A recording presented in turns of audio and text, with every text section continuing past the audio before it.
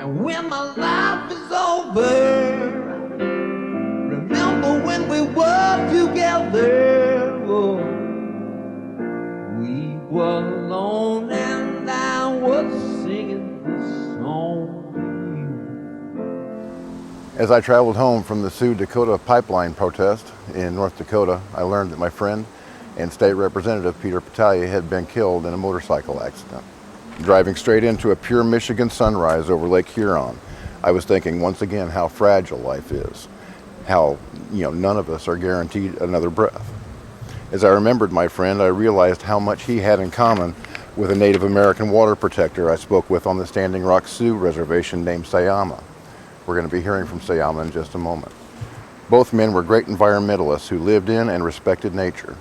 Peter was an avid sportsman, a hunter and fisherman who knew how important it was to be a caretaker of a planet that Almighty God has left in our stewardship so that our children and our grandchildren can inherit a clean and bountiful earth.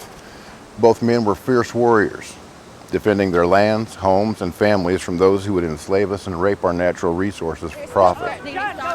Sayama fought vicious dogs with his bare hands after mercenaries hired by DAPL attacked the peaceful protesters with pepper spray and those attack dogs. As a Michigan state legislator, Peter was ferocious in his defense of his constituents, voting to nullify the warrantless arrest and indefinite detentions of Michigan citizens by the United States military under the National Defense Authorization Act. It's now a crime for any employee of the state of Michigan to cooperate with the federal government in such an arrest. Peter Pettalia was a kind and gentle man. He loved his family and he loved northern Michigan. He always had time to talk with a pesky reporter like me. As you can see by the turnout at his celebration of life, he was well loved in return. It was that honesty and that generosity and that humility and the love that Pete had that I admire, and I miss him, and I'll never forget him. Thank you so much. While you watch this interview with Sayama, I'm going to join in this celebration as Michigan says goodbye to a beloved son.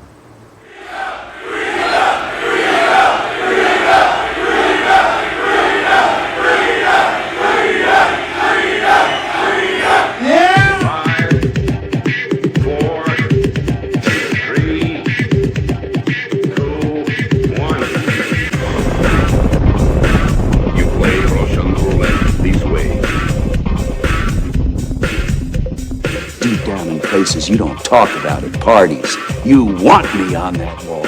You need me on that wall. Keep this frequency clear. And now it's conspiracy. See, they've made that something that should not be even entertained for a minute. That powerful people might get together and have a plan. Doesn't happen. You're a kook. You're a conspiracy buff. You're watching The Truth is Viral, the only news program on the internet trusted to deliver the truth since 2008. And now, here's your host, Mr. Bobby Powell. I'm honored now to speak with Sayama. Sayama was in the forefront of the protests when the oil pipeline executives decided to send some private military contractors in with dogs and attack peaceful protesters, including men and women, with pepper spray and vicious animals. Now, what was it like?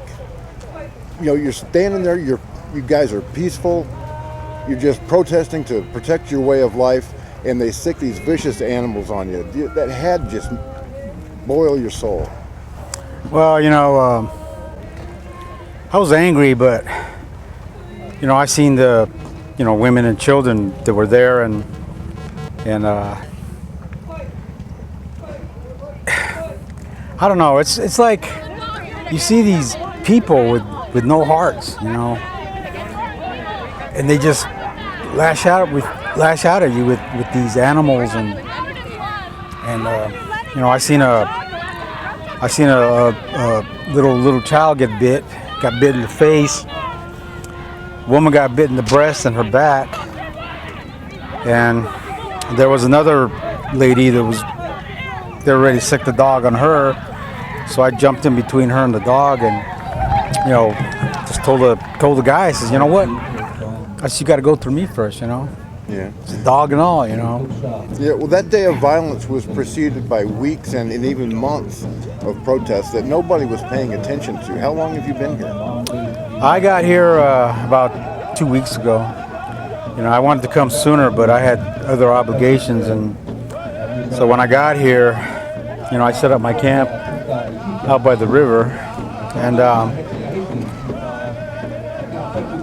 you know, I was wondering what was going on, you know, because there was no protest march or anything happening at the time when I got here. But then I was out here helping with the kitchen. You know, I was cooking and helping prepare the food for the masses here, and then Dennis Banks showed up, and he said he was going to lead a protest march down the road. You know, and then we were going to have a prayer and smoke the pipe. So, you know, I went up there with them, and after we got done with the prayer and smoking the pipe, everyone was dispersing, and we started heading down the hill. And then all of a sudden, somebody comes running down the hill saying they're bulldozing up there. They're bulldozing up there. So we turned around, went back up, and when I got to the top, I seen the people just lined up against the fence, you know, just yelling and screaming at these guys, you know, stop what you're doing, go away, we don't need you here, you know. You're digging up our earth, you're digging up our sacred land, you're digging up our ancestors, you know. And they just kept coming, you know, and so when I got there, I was up against the fence, and then there was this young lady that had enough of it, so she crawled under the fence with her son, and guys started coming toward her, so I jumped over the fence, you know, to defend her. And then I looked on the hill, and I seen this big burly guy pick up this, I don't know if it was a woman or a man, but picked him up and just slammed him to the ground. And next thing I know, I seen all these brothers just, you know, run up there to defend that person, knock the fence down.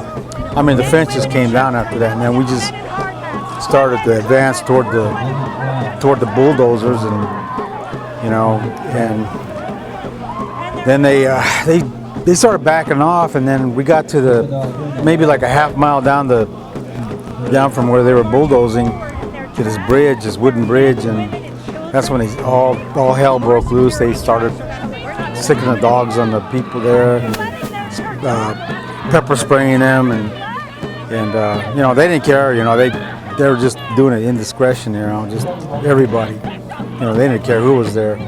I mean, they sprayed men, women, children. You know, and like I said, one little child got bit, probably like 9-10 years old, and that made my blood boil. So you know, I wanted myself to kill one of those people. You know, I mean. You know, when you're able to restrain yourself. Yeah, you know, being a veteran, you know, you have to, you have to keep sense of what's going on around you, you know, because we're not in faraway lands anymore. We're in our own country. Yeah, and so when I seen this happening, you know, I said, well, you know, I'm just gonna go out there and just do what I can do, you know, stop this madness, you know, stop these people from doing what they're doing to, you know, because, you know, we were there because, you know, we were there for the prayer, we were there for the smoking of the pipe, and this happens, and then, you know, we're unarmed, and, you know, we're there trying to be peaceful and not instigate an already, you know, situation that's going to explode, you know. So we stood there, and we, you know, with our bodies, we went up there and we told them, say, look, you know, leave.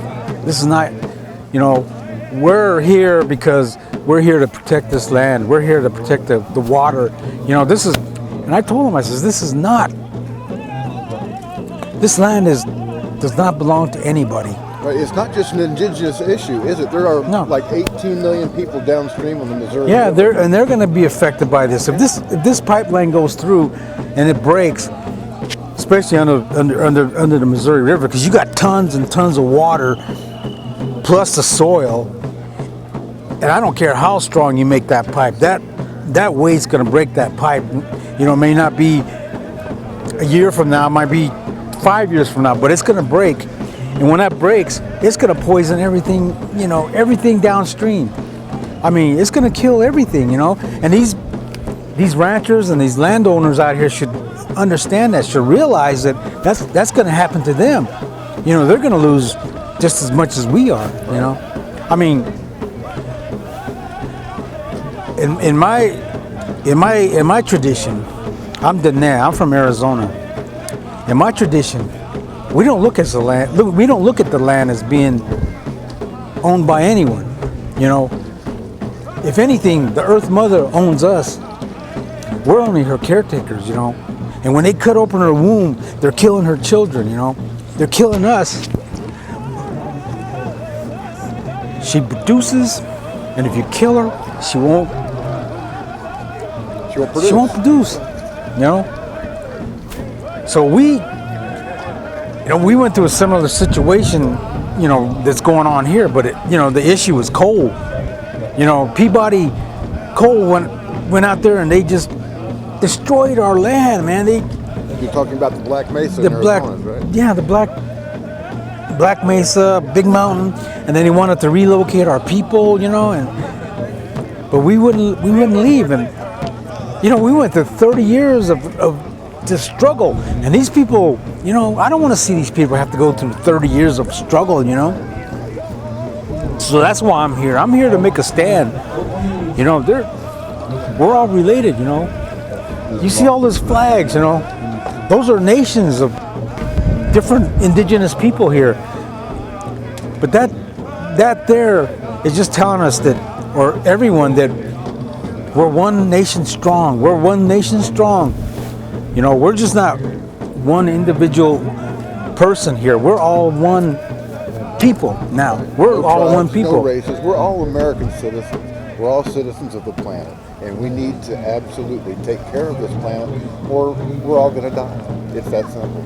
Well, Sam, thank you for taking the time to talk with me. All right. And I want to wish you safe travels back to Arizona, brother. All right, thank you. Take care. God bless you. I'll be back, bros. Hoorah. Sisters, I'll be back.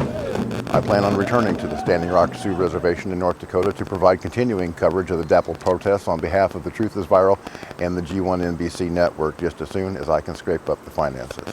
If you'd like to help, all you have to do is like, comment, and share this video with everybody that you can think of on every platform that you can imagine. Twitter, Facebook, Google, Google+, MySpace, you know, wherever you go to get your news, share this. And if you have the ability, please go to bobpowell.blogspot.com, hit that PayPal button, and contribute to my mission of saving lives and winning souls for Jesus Christ in these very last days. On behalf of the G1NBC network and the Truth is Viral, I'm Bob Powell reporting from Alpena, Michigan, at the celebration of life for my friend and State Representative Peter Pettalia. As always, God bless, Semper Fi, and hoorah. Thank you for watching The Truth is Viral with your host, Bobby Powell. Make sure to follow The Apocalypse on Twitter at The Truth is Viral. Like The Truth is Viral on Facebook, and if you can, please remember to donate to the cause via PayPal at www.bobpowell.blogspot.com. Smack, runner,